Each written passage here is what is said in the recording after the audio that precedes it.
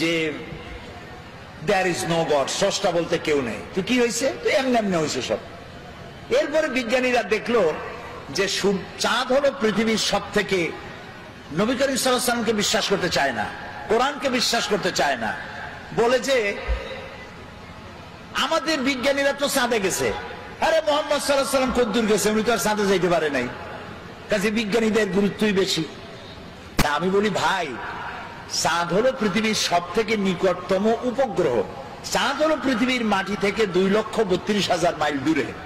এটা একটা উপগ্রহ, পৃথিবীর চাইতে ছোট বা বড়। কিন্তু সূর্য হচ্ছে পৃথিবীর মাটি থেকে 9,30,00,000 মাইল দূরে, ঠিক না? আর ওই সূর্যটা হলো পৃথিবীর থেকে 13 লক্ষ গুণ বড়। বিজ্ঞানীরা মনে করলো এটাই বুঝি শেষ, কিন্তু না, সেটাই শেষ না। দেখা গেল সূর্যের চাইতে বড় আছে, কি আছে? সূর্যের চাইতে আছে বড় আছে তারকা, গ্যালাক্সি। গ্যালাক্সির ভিতরে এমন এমন তারকা আছে, যে তারকা খুব মন খারাপ, মন খুলে শুনুন, যেই সূর্যটা পৃথিবীর চাইতে 13 লক্ষ গুণ বড়, এরকম 2.5 থেকে 3 কোটি সূর্য খাইয়া হজম করতে পারে এরকম হাজার হাজার অসংখ্য তারকা আল্লাহ তাআলা আকাশে সৃষ্টি করে রেখেছে। বিজ্ঞানীরা মনে করলো এই তারাই তাহলে বড়, কিন্তু পরবর্তী সময় আবিষ্কার হলো না, ওই তারাই বড় না, ওর থেকেও বড় আছে। ওর থেকে বড় কি? ওর থেকে বড় হলো ব্ল্যাক হোল। ব্ল্যাক হোল হচ্ছে অন্ধকার কূপ। এই অন্ধকার কূপটা এত বড় কূপ যে তারায় 2.5 থেকে 3 কোটি সূর্য খাইয়া হজম করতে পারে। সেই তারা ঘুরতে ঘুরতে যদি ব্ল্যাক হোলের রেঞ্জের মধ্যে এসে যায়, তাহলে এই ব্ল্যাক হোল আপনি যেমন চকলেট চুষে শেষ করে ফেলেন, তার থেকে দ্রুত সময়ের ভেতরে ওই তারা চুষে শেষ করে ফেলে নেয়। এই কথা বিজ্ঞান জানলো সেদিন। আর আল্লাহ রাব্বুল আলামিন বিজ্ঞান জানার 1300 বছর আগে আল্লাহ রাব্বুল আলামিন বলছেন, ফালা উকসিমু বিন নুজুম, সেই তারকাসমূহের শপথ,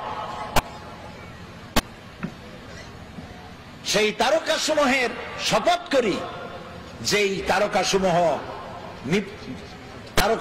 নিপতিত হয় যেখানে। ফালা উকসিমু বিমাওয়াকিন নুজুম, তারকাসমূহ নিপতিত হয় যে জায়গায়, সেই জায়গার শপথ করি। তো তারকাসমূহ নিপতিত হয় কোথায়? ব্ল্যাক হোলের মধ্যে। সেই কথা আল্লাহ তাআলা 1400 বছর আগে বলে রেখেছেন কোরআন শরীফে। এই যে আপনার আমার একটা শরীর, একটা বডি আছে না? কেমনে হয়েছে এই বডিটা? আল্লাহ রাব্বুল আলামিন বলেন, এই কোরআনের মধ্যে বলেছেন, ইন্না খালাকনাকুম মিন তুরাবিন সুম্মা মিন নুতফাতিন সুম্মা মিন আলাকাতিন সুম্মা মিন মুদগা। তোমাকে মাটির, নিষ্প্রাণ মাটি দিয়ে সৃষ্টি করা হয়েছে, এর থেকে নুতফা হয়েছে, মায়ের পেটে চলে গিয়েছে। এখন বিজ্ঞানীরা, ভ্রূণতত্ত্ববিদরা বলেন, ভ্রূণতত্ত্ববিদ তারা বলেন ভ্রূণ থাকে মায়ের পেটে 3টা পর্দার আড়ালে। এখন বলতেছে, আর কোরআন বলতেছে ফি জুলুমাতিন সালাস, 3টা পর্দার আড়ালে মায়ের পেটে সন্তান থাকে, ফি কারারিম মাকিন, একটা সুরক্ষিত জায়গার ভিতরে আমি এটাকে রেখে দেই। আলাকা সুম্মা মিন নুতফাতিন সুম্মা মিন আলাকা, আলাকা মুআল্লাক থেকে। বিজ্ঞানীরা এখন আবিষ্কার করেছে যেটা মায়ের পেটের মধ্যে যে জরায়ু আছে, বাচ্চা থলি যেখানে বাচ্চাটা থাকে, ওইখানে আলাকা, এটা ঝুলন্ত অবস্থায় সেটকে থাকে, লাগিয়ে থাকে, মিশে থাকে। ওরা এখন বলতেছে, কিন্তু আল্লাহ বলেছেন 1400 বছর আগে। তারপরে আল্লাহ কি বলছেন? এটাকে আমি গোশতপিণ্ড বানাই, ফাকাসাউনাল ইযামা লাহমা, এই গোশতগুলিকে কচি কচি কতগুলি হাড্ডি দিয়া বডি ফরমেশন করে তার উপরে গোশত দেই, তার উপরে লাহাম দেই, চামড়া দেই, এরপরে একটা মানুষের আকৃতি ফি আইয়ি সূরাতিন মা শা রাক্কাবাক, রাক্কাবা ইউরাক্কিবু তারকিবান, একটার পর একটা জোড়া দিয়া আমি তোমাকে তৈরি করেছি। দেখো তো জোড়া কতগুলা? হাতের আঙ্গুল থেকে শুরু করে বাহু পর্যন্ত কয়টা জোড়া বলেন? হ্যাঁ, খালি কিলাকিলি করছেন, জোড়া কয়টা গুনিয়া দেখেন নাই। 6টা জোড়া, আঙ্গুলের মাথা থেকে শুরু করে বাহু পর্যন্ত 6টা জোড়া। এই 6টা জোড়া যদি না থাকতো তাহলে কি হতো? ধরেন একটা জোড়া বাদ দিলাম, কোনোই তো জোড়া নাই, কারো কবজা নাই। কি বলে সাতক্ষীরা কি কয়, দরজায় কি লাগায়? কবজা বলেন তো। এইখানে কবজা নাই। এখানে যদি কবজাটা না হতো এটা কি হইতো? এটা হাত হইতো না, হইতো লাঠি। ভাত খাইতেন কেমনে? এটা তো ক্লোজ হবে না, ভাত খাবেন কেমনে? খাবারের জন্য 2 হাতের মাথায় 2 জনে বসতে হবে। এ ওরে মুখে দেবে, সে তার মুখে দেবে। তাও আবার আঙ্গুলগুলো ভাঁজ হবে না, জোড়া নাই। কাঁচা চামচের মধ্যে মতো মুখে ভাত ঢুকে দিয়ে নাকের সিধার মধ্যে গিয়ে ঢুকতে। হাসতেছেন? কোরআন বোঝেন নাই, কপাল করেছে। আল্লাহ বলতেছেন এমনি এমনি সেজদা দিবি বেটা। সেজদা দিবি যখন বুঝতে পারবি আমি তোরে বানাইছি কেমনে। সুবহানাল্লাহ, বলেন সুবহানাল্লাহ। আহারে কি সুন্দর বানাই দিলাম, পাও বানাই দিলাম বাস করে যেন বসতে পারো। ঠ্যাঙের উপরে ঠ্যাং ফেলে ঠ্যাং ঝুলাও, কিন্তু বানাইছি কি কায়দা করে সেটা দেখো নাই। ঠ্যাঙের উপরে ঠ্যাং ছুঁয়ে আবার পাও নাড়ায়, আবার হাত দিয়ে ঘষে। কপাল পোড়া কোথাকার। হাত দিলেন, পাও দিলেন,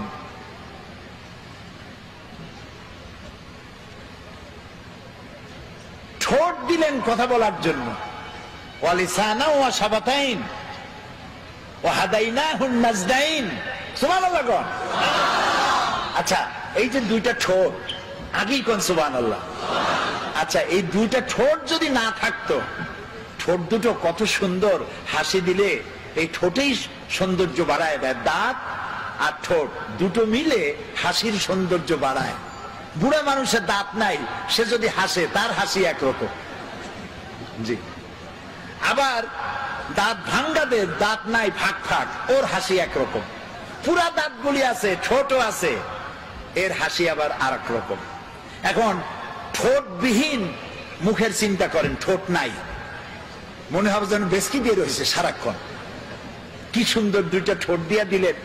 আপনি ঠোঁট নাড়বেন, জিহ্বা নাড়বেন, আপনার মনের কথাগুলি ভাষা হইয়া বেরিয়ে গিয়ে অন্যকে বুঝাতে সহযোগিতা করবে। সুবহানাল্লাহ, আল্লাহু আকবার। আরো জোরে কও আল্লাহু আকবার। এই সুন্দর করে চেহারা দিলাম, সুন্দর করে বানালাম। চোখ দিলাম 2টা। এই চোখ 2টা এই 2 জায়গায় না দিয়া যদি কপালের উপরে দিতাম, পারতেন না? আল্লাহ ক্রিকেট খেলাইতে পারতেন। বল হাসিয়া চোখ 2টা একেবারে স্যান্ডউইচ হইতো জায়গায়। বল খেলতে গিয়া, হ্যান্ডবল ফুটবল খেলতে গিয়া আছাড় খাইয়া ডিমের মামলেট হয়ে যেত 2টা চোখ। এই চোখ দুটো সেফ জায়গায় রাখা হয়েছে, উপর একটা হাড্ডি, নিচে একটা হাড্ডি, মাঝখানে চোখ, যাতে ধাক্কা মাক্কা লাগলেও চোখের উপরে না লাগে। আহারে আহারে আমার আল্লাহ। এরপরে চোখে মানুষ পলক দেয়, সাতক্ষীরার লোক পলক দেয়? ইচ্ছা করে দেন না অটোমেটিক? অটোমেটিক। ইচ্ছা করে দিলে ফটর ফটর করতো, এটা অটোমেটিক হয়। কেন হয়? বাতাসের ভেতরে অসংখ্য পলিউশন আছে, রোগ জীবাণু আছে, অনবরত এই রোগ জীবাণুগুলি আপনার চোখের মধ্যে প্রবেশ করতেছে। আল্লাহ রাব্বুল আলামিন চোখের ভিতরে এক প্রকার মেডিসিন জাতীয় পানি রেখে দিয়েছেন, অটোমেটিক চোখের পলক পড়তেছে, আর প্রতি মুহূর্তে আল্লাহ রাব্বুল আলামিন আপনার চোখকে ক্লিন করে দিতেছে। আপনি বুঝলেন আল্লাহর সেজদা দিবেন, বুঝলে না আজান হলে দৌড়ে নামাজ পড়তে যাবে না। আরে আমার আল্লাহ আমার এত সুন্দর করে বানাইছে, আমি কেন তার সেজদা দিই না? আপনি গভর্নমেন্টের ট্যাক্স দেন কেন? এই যে বিদ্যুৎ বিল, বাড়িতে বিদ্যুৎ আছে না, যদি আপনি বিদ্যুতের বিল না দেন, বারবার যদি প্রত্যেক মাসে বিল বাকি, জরিমানা হবে। জরিমানাও দিলেন না, বিলও দিবেন না, লাইন থাকবে? থাকবে না। তো আল্লাহ যে আলো দিলেন বিল চাইছে, আল্লাহ যে বাতাস দিলেন বিল চাইছে, সূর্য দিলেন বিল চাইছে, পানি খান বিল চাইছে। গভর্নমেন্ট চায়, আল্লাহ চায় না। কারণ গভর্নমেন্ট যত বড় হোক, এ সব ফকির। এগুলো কি মাতবাড়ি যাই করুক, আল্লাহ তাআলা বলছেন ওয়াল্লাহু গানিয়্যুন ওয়া আনতুমুল ফুকারা। আল্লাহ হচ্ছেন গনি, আর তোরা গোষ্ঠী শুদ্ধ ফকির। হাজদামি করবি তো টাইট করে দেব। ফেরাউনরে মারছে কি করিয়া? চুবাইয়া। নমরুদরে জুতা মারিয়া। সেই জুতা আছে না গেছে? কদিন আগে পড়ছে না একজনের কপালে? কার কপালে? একেবারে আসল জায়গা। জুতা রিজার্ভ, বেকায়দা করবা, জুতা আছে। সেই জন্য বুঝতে হবে, আল্লাহরে চিনতে হবে। এই কোরআন এই কথাগুলি শেখায়, একটা আমার বানানো কথা নয়, এই সবগুলি কোরআন শরীফের ভিতরে আছে। তোমারই কেমনে বানাইছি? ফালিয়ানজুরিল ইনসান, মানুষ চিন্তা করুক তার নিজের ব্যাপারে, তার নিজের ব্যাপারে চিন্তা করুক, তারে আমি কেমনে বানাইছি। সুবহানাল্লাহ বলেন। আপনার পা থেকে শুরু করে মাথা পর্যন্ত যে নার্ভ সিস্টেম, রগের যে সিস্টেমটা আছে, শরীরের সমস্ত রগগুলি যদি ছিঁড়া পাশাপাশি সাজানো যায়, 3 একর জমিন লাগবে সাজায় রাখতে। একটা মানুষের শরীরে এত রগ আছে। এই রগগুলি কেন? আপনি যা খান সমস্ত খাবারগুলিকে কার্বোহাইড্রেট বলা হয়। কার্বোহাইড্রেট, আর কার্বোহাইড্রেট হলো ডাল, ডাল জাতীয় খাদ্য, আটা, আটা জাতীয় খাদ্য, চিনি, চিনি জাতীয় খাদ্য, চাউল, চাউল জাতীয় খাদ্য। এই খাদ্যগুলি আপনি খেলে পরে এ দিয়ে পেশাব হয়, পায়খানা হয়, আর রক্ত হয়। রক্তগুলি কেন? শরীরকে তরতাজা রাখার জন্য, শরীরকে উষ্ণ রাখার জন্য, কার্যক্ষম করে রাখার জন্য। এখন রক্ত শরীরের যে এলাকায় যাবে না সেটা প্যারালাইজড হয়ে যাবে।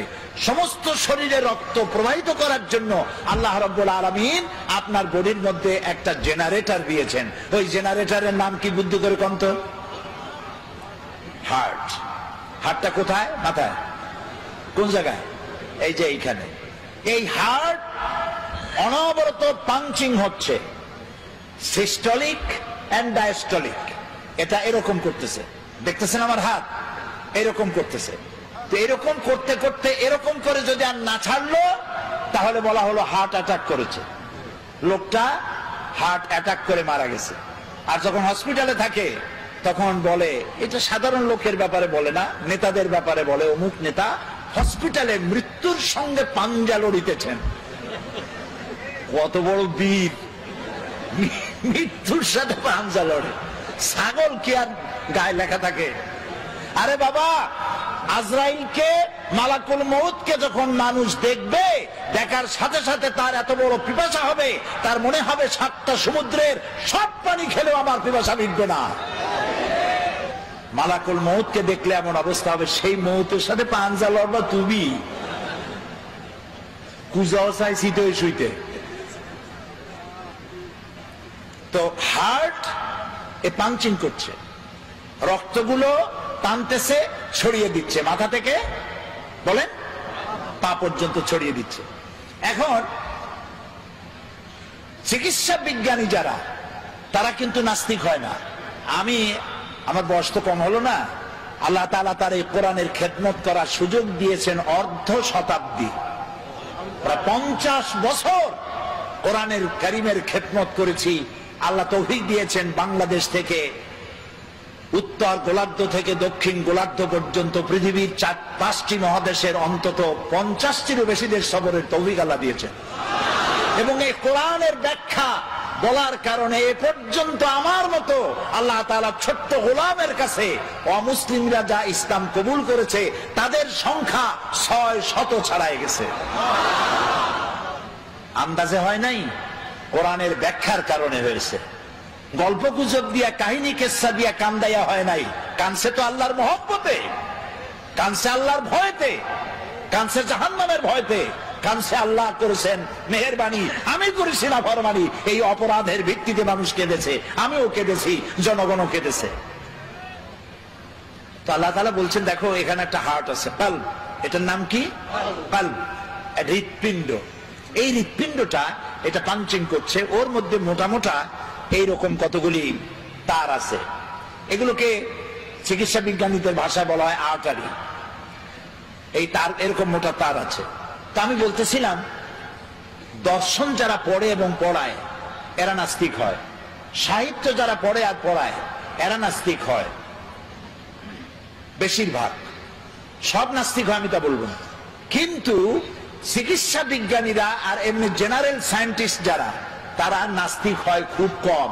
কারণ তারা গভীরে যায়, মানুষের শরীরের তার গঠন প্রকৃতি, গোটা বিশ্ব পরিমণ্ডল, নবমণ্ডল, ভূমণ্ডল ইত্যাদি দেখে ওদের মাথায় চিন্তা হয় নিশ্চয়ই এর পেছনে কোনো কারিগর আছে। কিন্তু সেই কারিগর কে? যিনি বুঝতে পারেন তিনি তো পড়েন লা ইলাহা ইল্লাল্লাহ, আর যিনি বুঝতে পারেন না তিনি অন্তত স্বীকার করেন কেউ না কেউ আছে। সুবহানাল্লাহ বলি। আচ্ছা, এই যে রগগুলো কোথায় আছে? রগগুলো কলিজার মধ্যে, মোটা মোটা রগ। আপনি যখন এই যে যারা অফিসার আছেন, সব অফিসার না, কিছু অফিসার আছে ঘুষ খায়, আছে না? এই নির্বাচনের সময় দেখছি লোকেরা টাকা নেয়। তা আমি জিজ্ঞেস করছি, ভাই এই যে টাকা নেও তোমরা, ভোট তো তোমার, ভোট তুমি দেবে, তা টাকা নেও কেন? কয় হুজুর টাকা বড় ভিটামিন যুক্ত জিনিস। এই যে ভিটামিন যুক্ত জিনিসগুলো নিল, ঘুষ খাইলো, পাঙ্গাস কিনলো, বড় বড় পাঙ্গাসের পেটি, ছাগলের চর্বি, গরুর চর্বি, যা খাইলেন এ সবগুলি রক্তের ভেতরে গিয়া ঢুকলো। কলিজার ভিতরে যা আটারি আছে এরকম ছিদ্র, ওর মধ্যে গিয়ে ঢুকলো, ঢুকে দেওয়ালে চর্বি লাগতে থাকলো, লাগতে লাগতে এখন রক্ত পাস হওয়ার মতো নাই, এটা শুকাইতে শুকাইতে এরকম হয়ে গেছে। তখন অ্যানজাইনা শুরু হয়, বেদনা শুরু হয় হার্টের মধ্যে। কি হয়? বেদনা। এটাকে চিকিৎসার ভাষায় বলা হয় অ্যানজাইনা হয়েছে। তখন তাকে এনজিওগ্রাম করতে হয়। এনজিওগ্রাম করে দেখা গেল যে তার দুইটা অথবা আর্টারি ব্লক হয়ে আছে 90% or 75% or 80% or 100%। এখন এই লোকটাকে বাঁচাতে হবে। কেমনে বাঁচাবেন? বাইপাস অপারেশন করবে, শীত করে ভালাইয়া বুকটারে ভাড়বে, হারিয়ে কলজাটারে বাইর করবে, কলজা বাইর করিয়া ওইখানে আর একটা তার লাগাবে। মরে যাওয়া তারটা বাদ দিয়ে নতুন তার লাগাতে হবে। সেই তার পাবে কোথায়? ছাগলের তারে হবে, গরুর তারে হবে। এবার দেখুন কোরআন, আল্লাহ রাব্বুল আলামিন মানুষের শরীরের ভেতরে, হাতের ভিতরে, রানের ভিতরে, হাঁটুর নিচে এমন কিছু পার্টস রেখে দিয়েছেন স্পায়ার পার্টস হিসাবে, এমন কিছু রগ রেখে দিয়েছেন যে রগগুলি অন্য কোনো কাজে লাগে না। চিকিৎসকগণ সেই রগগুলি কেটে নিয়ে হার্টের বাদ পড়া রক্তরে বাদ দিয়ে নতুন করে হাতের থেকে রগ নিয়ে আবার রক্ত চলাচল করে মানুষটার জীবন আবার ফিরে পেয়ে যায়। এই হচ্ছে আমার আল্লাহ তাআলা। সুবহানাল্লাহ। এই হচ্ছে আমার আল্লাহ তাআলা। কিডনি লাগবে দুইটা, একটা আল্লাহ দিয়েছেন কয়টা? দুইটা। চোখ একটা হলেও সারত, কিন্তু আল্লাহ দিছে কয়টা? দুইটা। শোনার জন্য কান কয়টা? দুইটা। এই কান যদি গাদার মতো লম্বা হইতো, পুলিশের হাতে পাইলে টানতে টানতে নিয়ে যেত। শোনার কামও হবে আর দেখার সৌন্দর্য হবে। সুবহানাল্লাহ বলেন না? আহারে, আল্লাহ তাআলা বলছেন ফি আইয়ি সূরাতিন মা শাআ রাক্কাবা, কি সুন্দর করে তোমারে বানাইছি, একটু তাকায় দেখো। আরে হাতের চামড়া, পায়ের চামড়া দেখো, বুকের চামড়া, পিঠের চামড়া দেখো। পায়ের উপরের চামড়া একরকম, পায়ের তালুর চামড়া আর এক রকম। পায়ের উপরে, পাতার উপরে যে চামড়াটা, ওই রকম চামড়া যদি হতো পায়ের তলে, প্রত্যেক দিন জুতায় হাফসুল করে যেরকম, ওইরকম হাফসুল করে রাখলো পায়ে। হাতের তালুর চামড়া, পিঠের চামড়া, বুকের চামড়া, পিঠের চামড়া একরকম না। সুবহানাল্লাহ বলবেন না? তারপরে নাকটা একদম মুখের কাছে রাখা হয়েছে, যাতে করে আপনি খাবার দিলে আপনি বুঝেন।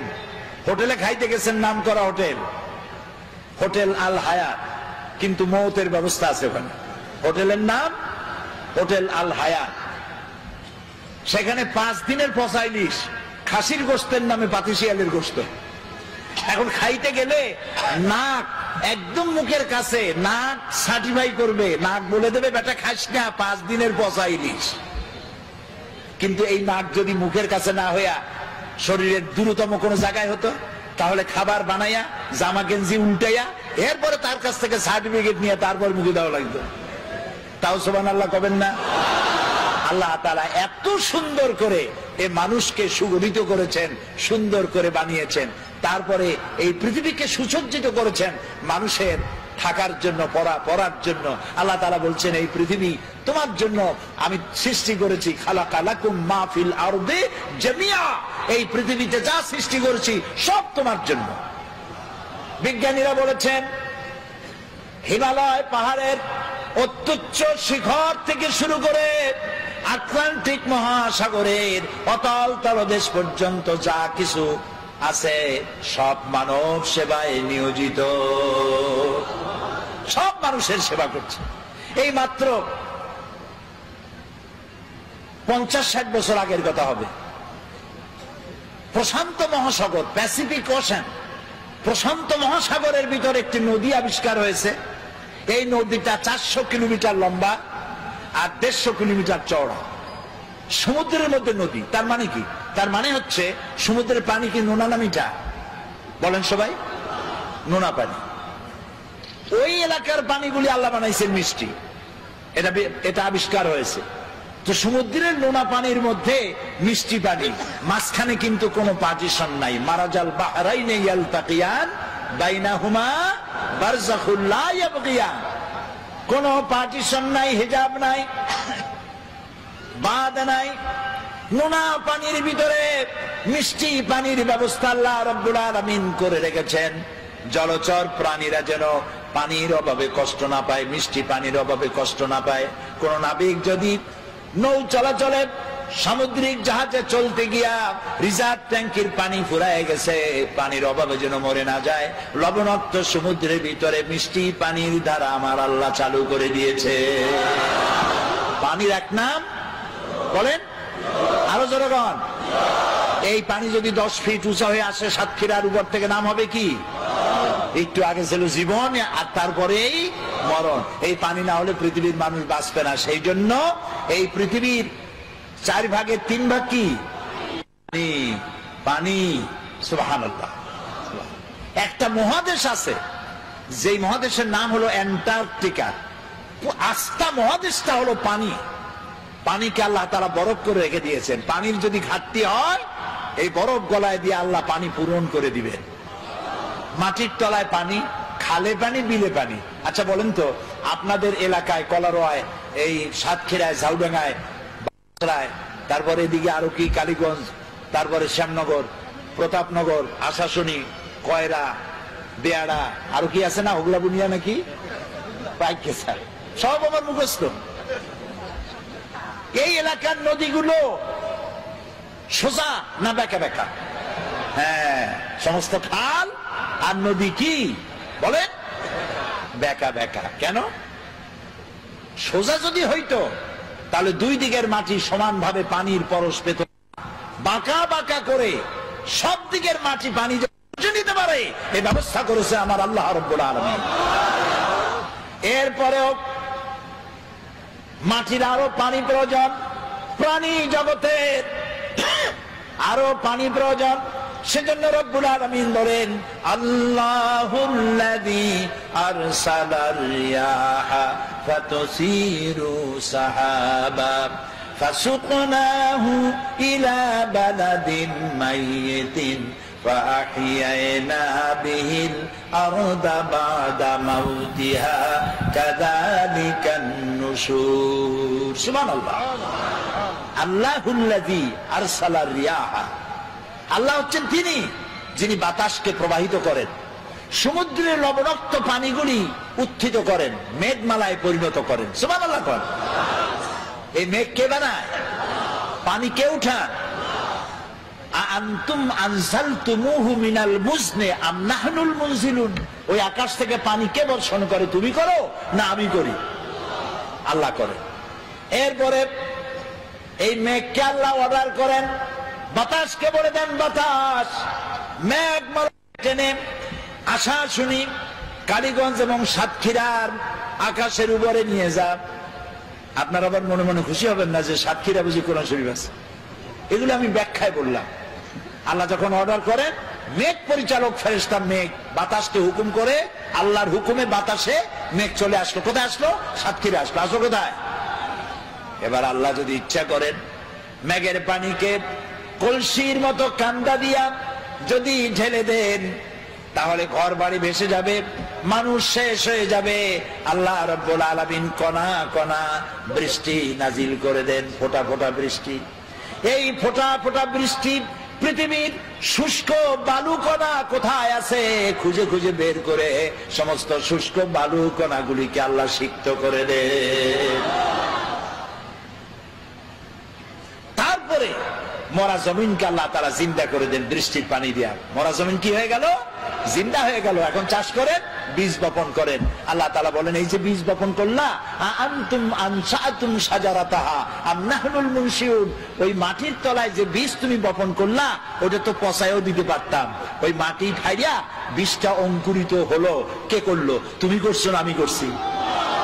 সুশীলরা করছে না বুদ্ধিজীবীরা করছে? কে করছে? জোরে বলেন আল্লাহ তাআলা। এভাবে আমি ফসল উদ্গত করলাম, ধান হইল, ধানের মধ্যে চাউল দিলাম।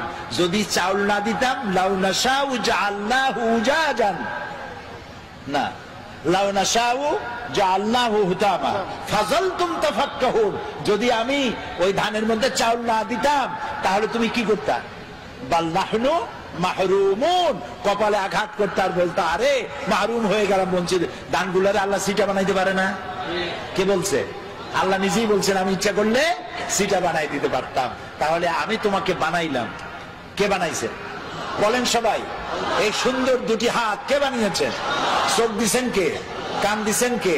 নাক দিছেন কে? মুখ দিছেন কে? চলার জন্য, বলার জন্য শক্তি দিছেন কে? চিন্তা করার ক্ষমতা দিছেন কে? যৌবন দিছেন কে? বাচ্চা দিছেন কে? বউ দিছেন কে?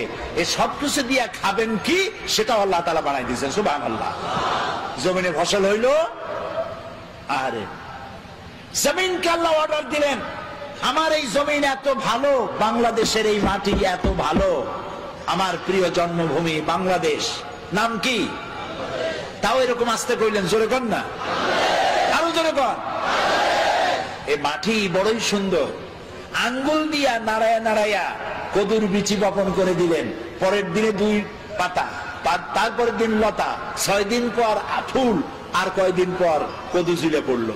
আল্লাহর দেওয়া এত সুন্দর কদু খাইয়া আলহামদুলিল্লাহ কয় না, কয় সাদের লাউ বানাইলো মোরে বই থাকি। আগা খাইলো, ডগা খাইলো, তাও আল্লাহরে চিনল না। কপাল পোড়া। কি পোড়া? বলে কপাল পোড়া।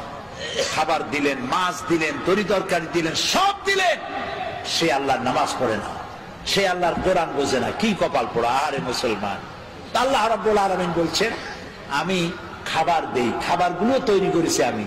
এবং আল্লাহ এমন দেওয়া দেয়, দেখবেন নামাজ পড়লেও দেয়, নামাজ না পড়লেও দেয়। বরং দেখা যায় যারা নামাজ পড়ে না, রোজা করে না, ইসলামরে গাইলায়। মৌলানা সাহেবদের বলে মৌলবাদী, আবার বলে জঙ্গিবাদী। নতুন নাম তৈরি হয়েছে জঙ্গিবাদী, সন্ত্রাসী, হরকতুল জেহাদ, কুতকুতুল উন্মাদ। এরপরে নতুন আরেক নাম রাখছে, শুনে তো অবাক হয়ে গেছি। নতুন নাকি আরেকটা দল বাইরে হয়েছে, সেটার নাম আল জঙ্গিতুল জংলা। এ আবার কোন জঙ্গলে আল্লাহ জানে। এরা নতুন নতুন নাম রাখে, আলেমদেরকে বদনাম দেয়, আলেমদেরকে বদনাম দেয়। ওরা নামগুলি আবিষ্কার করে আর মনে করে মৌলবীরা বুঝবে না, কিন্তু আমরা যে বুঝি ওরা আবার তা বোঝে না। তো আল্লাহ রাব্বুল আলামিন সৃষ্টি করলেন, তারপরে খাবার দিলেন। সুবহানাল্লাহ বলেন। জমিনকে উর্বর করে দিলেন, খেতে খামারে মাছ দিলেন, পাখি দিলেন, সব খাবার দিলেন। খেতে দেওয়ার মালিক কে? ওয়ামা মিন দাব্বাতিন ফিল আরদি ইল্লা আলাল্লাহি রিজকুহা। এই পৃথিবীর উপরে এমন কোন বিচরণশীল জীব নাই যে জীবের রিস্কের দায়িত্ব আমি আল্লাহ নিজ হাতে গ্রহণ করি নাই। সকল জীবের রিস্কের দায়িত্ব কার? তা আমরা দেখি নামাজ রোজা যারা করে এরা বরং কম পায়। যারা নামাজ রোজা করে না, আল্লাহরে গাইল দেয়, ইসলামরে গাইল দেয়, ইসলাম মিটাবার চেষ্টা করে, ওরা পায় বেশি। ঠিক না? আল্লাহ তাআলা বলছেন লা ইয়াগুররান্নাকা তাকাল্লুবুল লাযিনা কাফারু ফিল বিলাদ। ও মুসলমানেরা, এই কাফেরদের চাকচিক্য সম্পদ দেখা তুমি ভয় পাইও না, চিন্তা করো না, প্রতারিত হও না। মাতাউন কালিল, সামান্য কিছু সময়ের জন্য আমি ওদের দিছি।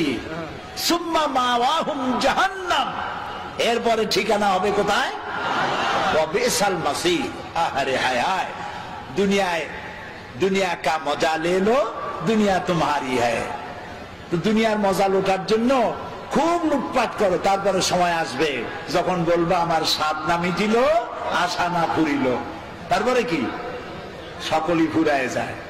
আরে খাইতে পারলাম না, এত বাড়ি বানাইলাম, এত ঘর বানাইলাম, এত লুটপাট করলাম, এত শয়তানি করলাম, এত ডিজিটাল করলাম, আরে সব তো গেল শেষ হইয়া, সব শেষ, সব শেষ হয়ে যাবে। আল্লাহ রাব্বুল আলামিন খেতে দেন, পড়তে দেন, আর আল্লাহ মানুষকে ক্ষমতা দিয়ে বলেন লিনানজুরা কাইফা তা'মালুন, ক্ষমতা দেই আর তাকায় থাকি তোমার আমলটা কেমন হয়। সুবহানাল্লাহ বলেন, সুবহানাল্লাহ। সমুদ্রের মধ্যে যে এই যে আপনাদের বাড়িতে টেলিভিশন ডিশ লাইন আছে না, এই ডিশ লাইনে উপকারও আছে, ক্ষতিও আছে। এত সব বাজে ছবি আসে, এগুলি বন্ধ করা ভালো, কন্ট্রোল করা ভালো। কিন্তু ভালো ভালো ছবিও আছে, যেমন ন্যাশনাল জিওগ্রাফি একটা চ্যানেল আছে, ডিসকভারি একটা চ্যানেল আছে, এনিম্যাল প্ল্যানেট একটা, এনিম্যাল প্ল্যানেট একটা চ্যানেল আছে, আছে না? এই চ্যানেলগুলি আমি মাঝে মধ্যে দেখি। সমুদ্রের ভিতরে সব থেকে বড় জলচর প্রাণীর নাম কি? তিমি। নীল প্রজাতির তিমি যেটা, সেটার ওজন 5000 টন পর্যন্ত হয়। একটা মাছের ওজন 5000 টন পর্যন্ত। ওটা যে বাচ্চা দেয়, তিমিতে ডিম পারে না, কি দেয়? বাচ্চা দেয়। তো মা যেমন বাচ্চাও তো তেমন। বাচ্চাটা পৃথিবীতে যেদিন আসে সেদিন থেকে শুরু করে প্রত্যেক দিন তার দুধ লাগে 50 থেকে 60 মণ। কোন গভর্নমেন্ট খাওয়ায়? আরে বলো, কোন গভর্নমেন্ট খাওয়ায়? নাম কি তার? চিৎকার দিয়া বলো। আল্লাহ তাআলা খাওয়ায়। সুবহানাল্লাহ, সুবহানাল্লাহ। খাবারের দাবিতে সুন্দরবন থেকে রয়্যাল বেঙ্গল টাইগার খাবার না পাইয়া নিজেরা কামড়া কামড়ি করে 500 বাঘ না খাইয়া মারা গেছে। এরকম কোন খবর পত্রিকায় ছাপা হয়েছে? পত্রিকার তো অভাব নাই। দৈনিক দেখে নেব, প্রত্যেক দিন চিৎকার, মাসিক হুঙ্কার। এই যে পত্রিকাগুলি, তো দৈনিক দেখে নেব এই পত্রিকায় কোনদিন এরকম ছবি আসছে, খবর আসছে? কুমিররা না খাইয়া, হাঙ্গরেরা কামড়গুলি না খাইয়া 2000 কুমির, হাঙ্গর, কামড় নদীর ভিতরে ভেসে উঠেছে। হয়েছে এরকম? হয়েছে এরকম? হয় নাই। ওরা না খেয়ে মরে না। আচ্ছা এখন বলেন, সংখ্যায় কারা বেশি? সংখ্যায় মানুষ বেশি, না পিঁপড়া থেকে শুরু করে পাখি পর্যন্ত তারা বেশি? অন্য সৃষ্টি জগতের মানুষ ছাড়া অন্যরা বেশি। সেগুলো না খাইয়া মরে না। না খেয়ে মরে কারা? মানুষগুলি। ওগুলো না খাইয়া মরে না। এবার আল্লাহ রাব্বুল আলামিন তিনি বলছেন, আমি খাবার দেই, গর্ত থেকে পিঁপড়া বের হয়, সাপ বের হয়, সুন্দরবন বন থেকে বাঘ বেরিয়ে গেল, সিংহ বেরিয়ে গেল, হাতি গন্ডার বেরিয়ে গেল, পানির ভিতরে পুঁটি মাছ থেকে তিমি মাছ, মহাশূন্যে টুনটুনি পাখি থেকে শুরু করে ঈগল পাখি যে 2 থাবা দিয়া 2টা ভেড়া থাবা দিয়ে উড়ে চলে যেতে পারে, এই শক্তিশালী পাখি। সমস্ত প্রাণী জগৎ সকাল বেলায় খালি পেটে মহাশূন্যে উড়ে বেড়ায়, জঙ্গলে ঘরে, সমুদ্রে সাঁতার কাটে, আর সন্ধ্যা হতে না হতে সমস্ত প্রাণীর পেট ভরে দিয়ে আমি আল্লাহ যার যার ঘরে ফিরাইয়া দেই। সুবহানাল্লাহ, সুবহানাল্লাহ। এ হচ্ছে আমার আল্লাহ। সেই আল্লাহর সেজদা দাও না, যিনি খাওয়ান, যিনি পরান, যিনি সবকিছু দিয়েছেন, সে আল্লাহকে ভুলে গিয়েছ। খেতে দেওয়ার মালিক তিনি। কত খাবা তুমি? হাদিসে কুদসি, হাদিসে কুদসি, অর্থাৎ এটা কোরআন না, আল্লাহ বলেছেন। কি সেটা? হাদিসে কুদসির ভিতরে এসেছে, মুত্তাফাকুন আলাইহি। আল্লাহ তাআলা বলছেন, পৃথিবীতে যত জিন এসেছিল আর যত মানুষ এসেছিল, পৃথিবীতে যত জিন আসবে আর যত মানুষ আসবে, যদি পৃথিবীর কোন একটি মাঠে একত্রিত হয় আর যার যার চাহিদা আমার কাছে চাইতে থাকে, সকলের চাহিদা কি একরকম? আমি চাই কুল বড়ই খাবো সাতক্ষীরা, আপনি চান বাউকুল খাবেন রংপুরে, উনি চায় সবেদা খাবেন, উনি চায় গলদা চিংড়ি খাবো, উনি কয় বিয়ে করব, সে কয় বাচ্চা হোক। তো সকলের চাহিদা তো একরকম না, এক একজনের চাহিদা এক এক রকম। এখন আল্লাহ কি বলেন শোনেন, সমস্ত জিন, আগের কথা মনে আছে তো, সমস্ত জেন, সমস্ত মানুষ যা আসছিল আর যা আসবে সব এক মাঠে একত্রিত হইয়া তাদের যার যার চাহিদা অনুযায়ী যদি আমার কাছে চাইতে থাকে, আর সমস্ত চাহিদা যদি আমি সবাই পূরণ করে দেই, আমার ভাণ্ড থেকে অতটুকুন ফুরাবে না যতটুকুন একটি সুই সমুদ্রের মধ্যে ডুবাইয়া উঁচা করলে যতটুকুন সমুদ্রের পানি কমবে না, আমার ভাণ্ড থেকে তাও কমবে না। এ হচ্ছে আমার আল্লাহ। বলেন আল্লাহ। আল্লাহ আল্লাহ না কিন্তু আল্লাহ, মুখটা গোল হয়ে যাবে। মোহব্বতের সাথে বলেন আল্লাহ আল্লাহ আল্লাহ। অন্তরের অন্তঃস্থল থেকে, মনের মণিকোঠা থেকে একবার যদি কোনো বান্দা ডাক দেয় আল্লাহ, আল্লাহ রাব্বুল আলামিন 70 বার সাড়া দিয়ে বলেন বান্দা কি চাও, আমি হাজির। আহা, জীবনে বহুবার কাবা শরীফে গেছি, কিন্তু কাবা শরীফের ভিতরটা দেখার সুযোগ আমার হয় নাই। কুয়েত আর ইরাকের যুদ্ধ যখন হলো, বাদশাহ ফাহাদ তখন পৃথিবীর 400 স্কলারদের দাওয়াত দিয়েছিলেন। একটা মীমাংসা বৈঠক হয়েছিল মক্কা শরীফে। সৌদি আরবের বাদশাহ ফাহাদ, আল্লাহ জান্নাতুল ফিরদাউস নসিব করুন, মক্কা শরীফের যে সাজান সাজাইছে, মদিনারে যে সোনার মদিনা বানাইছে, সুবহানাল্লাহ কোন, আল্লাহ তাকে জান্নাতুল ফিরদাউসের মেহমান বানায়নি। তিনি আমাকে বলেন নাই, আমাকে কেমনে কেমনে দাওয়াত দিলেন। সেই 400 লোকদের মধ্যে আমার মতো একটা ছোট্ট মানুষকেও তিনি দাওয়াত দিয়েছেন। তো আমার তখন চিন্তা হলো যে কাবা শরীফ এর ভেতরটা দেখার এত ইচ্ছা, কোনোদিন দেখতে পারলাম না। আল্লাহ, এবার রাষ্ট্রীয় মেহমান বানাইছো তুমি, রাজকীয় মেহমান, যদি এইবার একটু সুযোগ পাইতাম। প্লেনে বসে চিন্তা করতেছি, চোখ দিয়ে পানি পড়তেছে। আল্লাহ, তোমার ঘরের ভিতরটা দেখতে পারলাম না, একটু দেখাও। প্লেন থেকে নেমে রাজকীয় গাড়িতে করে চলে গেল মক্কা শরীফে। আমাদেরকে 5 স্টার না 7 স্টার হোটেল দিয়ে দিল। এরপর একটা ব্রিফ কেস দিল। ব্রিফ কেসের ভিতরে রুমে রুমে, প্রত্যেকের রুমে একটা করে ব্রিফ কেস মেহমানদের জন্য। ব্রিফ কেসের ভিতরে 3 দিনের মেহমান আমরা, এই 3 দিন কি কি অনুষ্ঠান আদি হবে সেগুলি লেখা আছে। একটা কলম আছে, খাতা আছে, একটা জায়নামাজ আছে, আর কাবা শরীফের গিলাফের একটা টুকরা আছে। তো এই অনুষ্ঠান সূচিতে দেখলাম বারের নাম মনে নাই, সেই বার এবং তারিখ দেওয়া আছে। অমুক বার সকাল 7টায় কাবা শরীফের দরজা মেহমানদের জন্য খুলে দেওয়া হবে। আমার চলতে পারি বলছে যে আল্লাহ, তুমি এইভাবে দোয়া কবুল করছো, সুবহানাল্লাহ। আমি সকালের অপেক্ষা করি নাই, রাতের খানা খাইয়া গোসল করিয়া তারপরে নতুন জামা কাপড় পরিয়া সারা রাত তওয়াব করেছি, তাহাজ্জুদের নামাজ পড়েছি, আর সকালের অপেক্ষা করেছি। ফজরের নামাজের পর দাঁড়ায় আছি এতিমের মতো আল্লাহর ঘরের দরজার সামনে, চিন্তা করছি আমি আগে ঢুকবো। কিন্তু 400 মেহমান তো, আমার আগে ঢুকালেন প্রোটোকল অফিসারেরা। আমার আগে ঢুকালো আজাদ কাশ্মীরের প্রেসিডেন্ট সরদার আব্দুল কাইয়ুম খান, তারে ঢুকাইলো আগে। এরপরে তখন রাশিয়া এবং আফগানের মধ্যে যুদ্ধ হচ্ছিল, তখন আব্দুর রাব আস-সাইয়াফ আর-রাসূল, যিনি কমান্ডার ছিলেন আফগানে, তাকে ঢুকালেন দ্বিতীয়। আর তৃতীয় ব্যক্তি হিসাবে এই গোলামের আল্লাহ ঢুকাইলেন।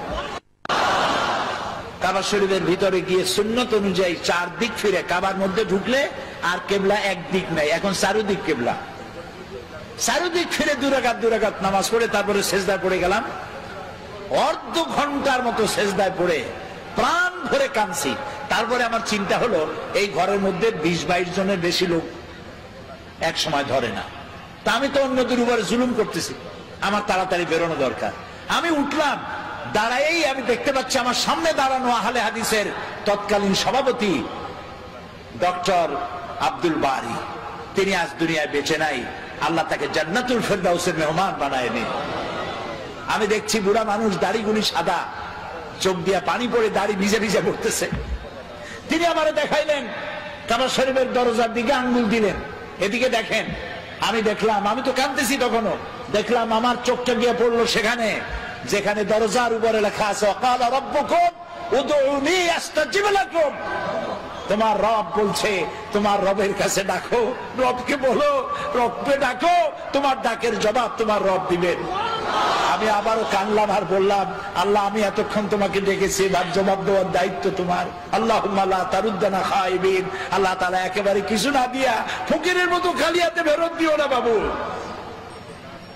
আল্লাহর কাছে চাইলে আল্লাহ তাআলা দেন।